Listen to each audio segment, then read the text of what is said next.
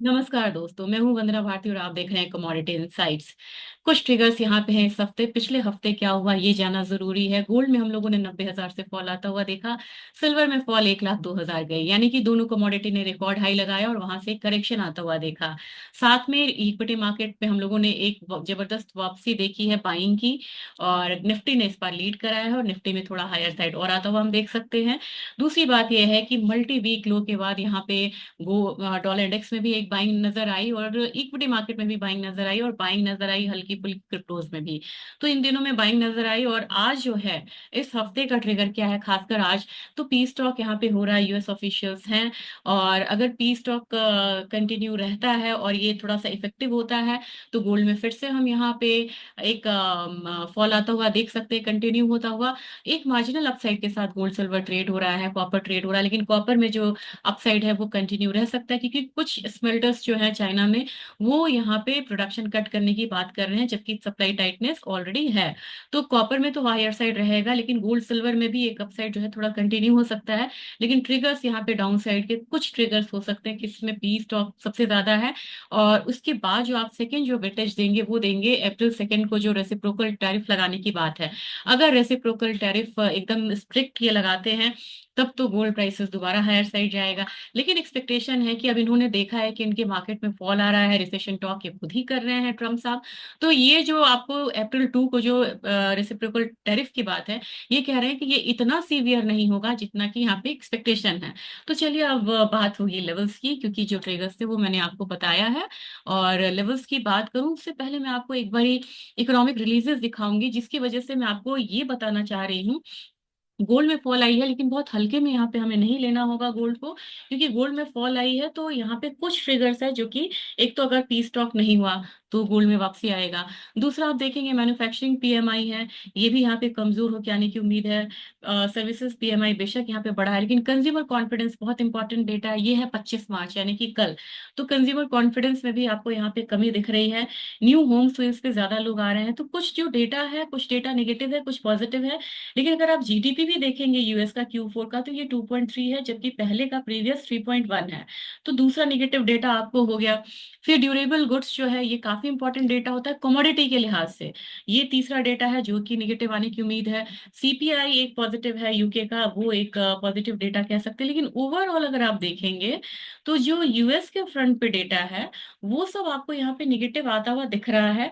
तो गोल्ड में आप ये सोच के नहीं चल सकते हैं कि प्राइसेस बिल्कुल जो है वो लोअर साइड रहेगा और करेक्शन कंटिन्यू रहेगा। तो मेरे ख्याल से यहाँ पे आपको सोच समझ के चलना होगा। और रही बात लेवल्स की, तो मुझे लग रहा है कि आज डॉलर इंडेक्स में एक फॉल है, जिसकी वजह से गोल्ड में एक अपसाइड देखने को मिल रहा है। भारतीय बाजार में थोड़ा सा अपसाइड है, लेकिन लग रहा है कि करेक्शन दोबारा वापस आ सकता है। 3,026 के करीब फ्यूचर्स मार्केट में है। तो जो रेजिस्टेंस कह सकते हैं वो 3040 का है। और सपोर्ट कहाँ पे हो सकता है, तो $3,005 के करीब यहाँ पे सपोर्ट हो सकता है, अगर ये इस कमोडिटी में दोबारा से फॉल आती है तो। सिल्वर में, इंटरनेशनल मार्केट में सिल्वर थोड़ा सा तेज लग रहा है कि $34 के करीब यहाँ पे जाना चाहिए सिल्वर को। और नीचे की तरफ जो है वो $33, $33.2 का एक सपोर्ट है। ये तो हुई इंटरनेशनल लेवल की बात। हमारे बाजार में क्या है, हमारे बाजार में बिल्कुल रेंज में ये कमोडिटी है। अगर अपसाइड आता है तो इसका रेजिस्टेंस आपको मिल रहा है 88,200 के करीब, 88,200। और अभी क्या ट्रेड हो रहा है, 87,800। और फॉल अगर आता है तो अपना जो रीसेंट फॉल पिछले हफ्ते का था, बस उसको लेके चलेंगे। और ये फॉल था फ्राइडे का। फ्राइडे को फॉल में क्या लो लगा था, 87,680 का। तो 87,680 आने में कोई बहुत समय नहीं लगेगा। नेक्स्ट जो आपको सपोर्ट बनेगा अगर फॉल आता है गोल्ड में, ये होगा 86,750, 757 के करीब का होगा। तो नेक्स्ट सपोर्ट हमको, अगर पिछले हफ्ते का लो तोड़े, पिछले हफ्ते का लो तोड़े, आप लेवल बिल्कुल ध्यान में रखिएगा। पिछले हफ्ते का लो है 87,323, उसको तोड़ता है तो नेक्स्ट हम यहाँ पे फिर से फॉल आता हुआ देखेंगे, वो होगा 86,700 के करीब का, 750 के करीब का। तो अगर आज के दिन भी करेक्शन आता है तो आप मान के चलिए कि 27,300 के करीब का करेक्शन आ सकता है। सिल्वर आज थोड़ी ज्यादा यहाँ पे स्ट्रेंथ दिखाती हुई लग रही है, तो अपसाइड यहाँ पे बिल्कुल रेंज में रहेगी ये कमोडिटी, और अपसाइड आता भी है तो 98,900 तक का एक अपसाइड आता हुआ देख सकते हैं। अगेन जो हमारा अब नया इसने एक सपोर्ट बना लिया हुआ है, क्योंकि काफी ज्यादा वीक हुई थी ये कमोडिटी, तो 97,200 का एक सपोर्ट जो है वही अभी काम करेगा। तो ओवरऑल देखा जाए तो ये जो कमोडिटी थी सिल्वर, इसने अपने ऊंचाई से, यानी कि अपने ऊंचाई से इसने जो फॉल देखा है, ये करीब करीब आपको 4800 पॉइंट का फॉल है। 4800 पॉइंट का फॉल का मतलब हो गया 4.7% डाउन साइड आया है। तो यहाँ से अगर एक रिवर्सल लेता भी है तो 700-800 पॉइंट का एक अपसाइड देखने को मिल सकता है। अब ना क्रूड यहाँ पे गिर रहा है, क्रूड के गिरने का रीजन भी है कि अगर चाइना में और चाइना कह रही हूँ यूएस और रशिया में एक पॉजिटिव टॉक होता है तो दबाव आता हुआ दिखेगा, लेकिन क्रूड में एक चीज का ध्यान रखेंगे हम लोग। मैंने क्रूड में आपको बोला था कि 5900 एक रेजिस्टेंस है, तो यहां तक ये कमोडिटी अपनी जा सकती है 5900 से लेके 5920, और वहां से एक फॉल आता हुआ हम देख सकते हैं, तो मार्जिनल अपसाइड है, उसके बाद एक फॉल आता हुआ दिख सकता है। नेचुरल गैस ने यहाँ पे काफी ज्यादा एक डाउनसाइड जो है वो दिखाया है, और बात वही है कि माइल्ड टेम्परेचर है, और माइल्ड टेम्परेचर के बाद यहाँ पे अब आपको मूवमेंट आती है नीचे की साइड की। तो नेचुरल गैस से मैंने ये ऑप्शन देखा, तो ऑप्शन में आप देखेंगे जो कॉल साइड में बहुत ज्यादा मूवमेंट नहीं है नेचुरल गैस में, और इसकी इम्प्लाइड वोलाटिलिटी बहुत ज्यादा है। कॉल साइड में देखेंगे कि अभी ये कमोडिटी ट्रेड हो रही है, आपको दिखाना चाहूंगी, अभी ये कमोडिटी ट्रेड हो रही है 3.94, यानी कि $4 के करीब एक इसका एक एट द मनी है।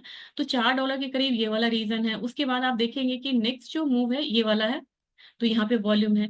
नेक्स्ट वॉल्यूम जो आपको सबसे ज्यादा दिखेगा वो आपको यहाँ पे दिख रहा है, एक आपको $3.7 पे दिख रहा है, और एक आपको 4 पॉइंट, ये तो नीचे साइड है, कॉल साइड है, तो आप जब यहाँ पे देखेंगे बढ़ते हुए स्ट्राइक्स में, तो आपको दिखेगा कि सबसे ज्यादा वॉल्यूम जो है ये आपको $4.5 पे है। तो यानी कि बढ़ता है तो फिर से $4.5 आने की इसकी संभावना है। और अगर ये नीचे की साइड जाता है तो पुट साइड में आप देखेंगे $4 के करीब ये ट्रेड हो रहा है। तो $4 से नीचे कहाँ पे सबसे ज्यादा कॉन्सेंट्रेशन है, एक तो 3.6 के करीब आप देखेंगे, एक तो यहाँ पे बन रहा है 6.5 के करीब बन रहा है, 3.85 पे बनेगा, तो छोटे छोटे सपोर्ट्स इसके नजर आ रहे हैं। लेकिन मेजर अगर गिरता है तो आपको सबसे बड़ा जो है ये $3 का मूव लग रहा है, कि $3 का अगर और फॉल आया तो $3 का मूव आपको आता हुआ दिखेगा। तो मैंने आपको सीलिंग दिखाई है कि नीचे के साइड वो पुट साइड में 3 डॉलर का है सबसे ज्यादा ओआई और वॉल्यूम। और अगर आप अपसाइड लेते हैं तो अपसाइड में मेरे ख्याल से अब मैंने आपको अपसाइड में दिखाया था कि कहाँ पे सबसे ज्यादा वॉल्यूम है, ये है $4.5 पे।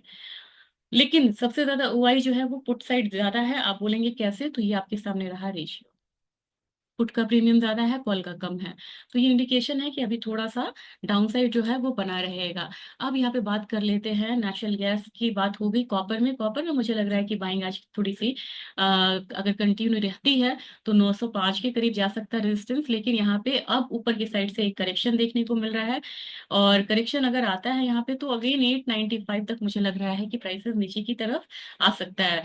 एल्यूमिनियम एक फॉल काफी डीप दिखाया था, आज के दिन अपसाइड आता भी है तो 258 259 का लेवल आता हुआ हम देख सकते हैं। और रही बात जिंक की, तो जिंक एक स्ट्रॉन्ग कमोडिटी बन के उभरी है, और यहाँ पे इसने अच्छा बाउंस लिया है, तो मेरे ख्याल से जिंक स्ट्रॉन्ग दिख रही है कमोडिटी। अपसाइड इसमें 280 के करीब का रहेगा, और जो सपोर्ट रहेगा अगेन 275 का रहेगा। एग्री कमोडिटीज में जीरा जो है वो 22,000 के करीब गया, उससे ऊपर गया, और वहां से करेक्शन दिखा रही है ये कमोडिटी। लेकिन अगेन यहाँ पे आज के दिन में 21,500 होता है कि हम देख सकते हैं, लेकिन फिर से बाइंग इसमें रिटर्न आनी चाहिए। टर्मरिक अगेन एक बहुत स्ट्रॉन्ग इसने रनअप दिया है, थोड़ी सी थकी हुई कमोडिटी, थोड़ा सा प्रॉफिट बुकिंग है। मेरे ख्याल से यहाँ पे अगर प्रॉफिट बुकिंग आती है तो आपको ये वाला लेवल मिल सकता है 13,200 से 13,000, वहां से फिर से बाइंग रिटर्न आती है तो हम एक बार 14,500 का रेजिस्टेंस आता हुआ देख सकते हैं। धनिया ने आज 8,000 का लेवल पार किया, लेकिन आज नीचे की तरफ प्रॉफिट बुकिंग है, तो ओवरऑल मसालों में प्रॉफिट बुकिंग का माहौल है। और यहाँ पे आप 7,800 आता हुआ देख सकते हैं नीचे के साइड। कैस्टर सीड एक स्ट्रॉन्ग कमोडिटी है, 6,400 का रेजिस्टेंस है वो आता हुआ दिख सकता है। कोपुड में मैं बोलना चाहूंगी कि कोपुड एकदम रेंज में है, और कोपुड में आपका अपसाइड जो है रेजिस्टेंस ये यहाँ पे 2776 के करीब आके रुक जाता है, यानी कि 40 रुपए तक का अपसाइड है। और डाउनसाइड मोमेंटम जो है ये आपको बना रहेगा 2715। 2715 से नीचे आए तब आप समझिए जो कोपुड में एक बार और फॉल आने की यहाँ पे संभावना बन सकती है, नहीं तो एक अपसाइड रहेगा। गुआर काउंटर अगेन सेम पैटर्न पे चल रहा है, यानी कि अभी से यहाँ से ये गिरेगा।